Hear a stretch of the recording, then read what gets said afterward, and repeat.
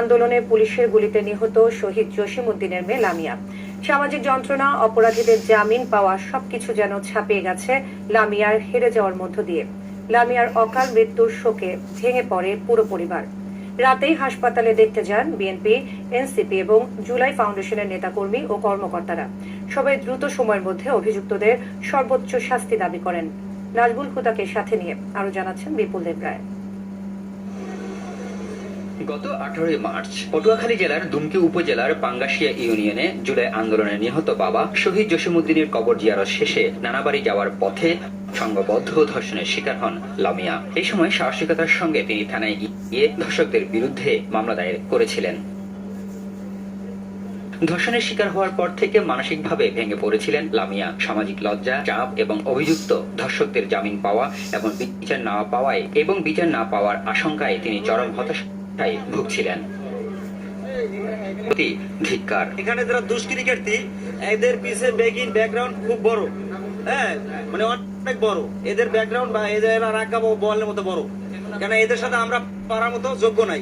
লামিয়ার আত্মহত্যার খবরে শহীদ সফরাতে হাসপাতালে ছুটে যান বিএনপি, এনসিপি ও জুলাই ফাউন্ডেশনের নেতাকর্মী ও কর্মকর্তারা। নিজের লজ্জা ঢাকার জন্য পেলাম শহীদ জসিম ভাইয়ের মেয়ে লামিয়ার যে ঘটনাটি ঘটেছে সেটির উপরে এই অন্তর্বর্তীকালীন সরকার সহ আগামীর বাংলাদেশের যারাই, আমি শুধু একটা কথা বলতে চাই, গত 16 বছর নাকি স্বৈরাচার ছিল, এই জন্য 16 বছর ধরে ধর্মবিরোধী কর্মকাণ্ড হয়েছে।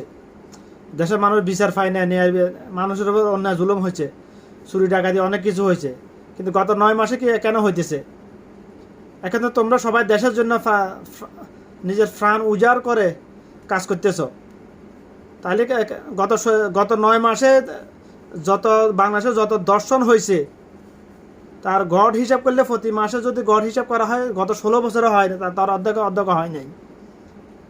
কেন এখন কেন হইতেছে? এখন তো তোমরা সবাই দেশের জন্য কাজ করতেছ, হ্যাঁ? কেন আসিয়াকে দর্শন করে হত্যা করার পরে তার বিচার করা হলো না এখনো প্রকাশ্যে? কেন 90 দিন সময় নিতেছ? কেন আজকে এই মেয়েটা দর্শিত হলো, গণদর্শন হয়ে এসে আত্মহত্যা করলো?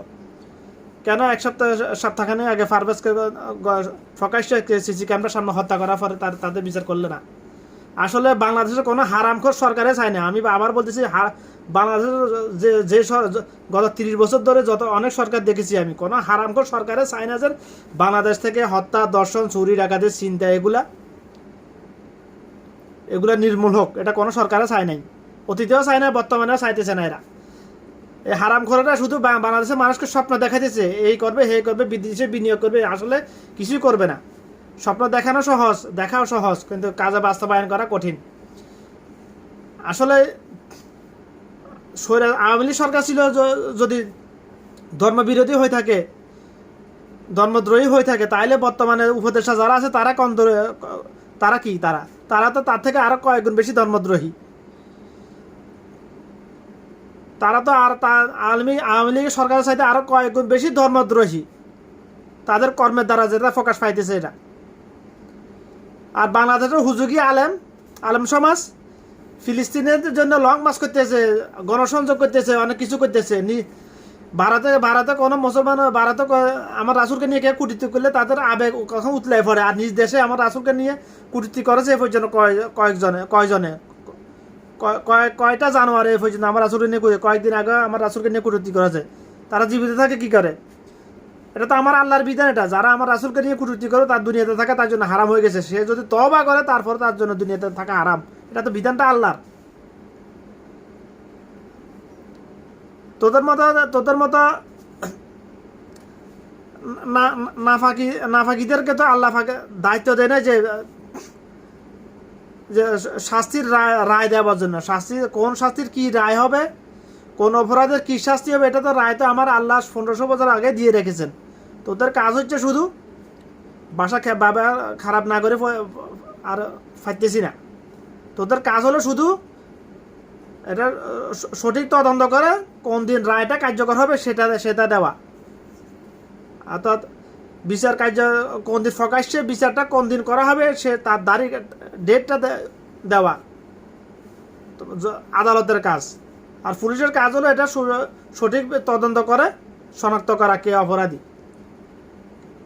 রায় দেওয়ার অধিকার তোদেরকে কে দিয়েছে? আমার কথা হওয়ার প্রশ্ন হলো এটাই। আর বাংলাদেশের হুজুগি আলেম, বেশিরভাগ আলেম তো ধর্ম ব্যবসায়ী, এরা শুধু মানে আবেগ, এদের মধ্যে সবার শুধু আবেগ ছাড়া কিছুই নাই। নিজ দেশে গত 9 মাসে এত কিছু হয়েছে, এত দর্শন হয়েছে, এত চিন্তাই হয়েছে, এত চুরি ডাকাতি হয়েছে। আমাদের একটা ইউনিয়ন থেকে 1 কোটি টাকার উপর গরু চুরি হয়েছে। সর্বশেষ গরু ধরা খাওয়ার পরে তাদের কিছু হয় না, তাদেরকে পুলিশের হাতে তুলে দিচ্ছে বাস। এটার জন্য জনগণের কিছু দায়ী আছে। জনগণ যতদিন সচেতন হবে না, একতাবদ্ধ হয়ে যে কোনো অপরাধের প্রতিরোধ করবে না, ততক্ষণ সরকারের কিছু করবে না। আসলে সরকার তো হারাম কর, ফিল্মের কাহিনী সব। মানে জনগণের সামনে বড় বড় কথা বলে, ক্যাবিনেটের ভিতরে সবাই এক, চোর ডাকাত সরকার সব এক, এটাই বাস্তব। আসলে আমি আবার বলতেছি, আসলে সরকার সবগুলো এক,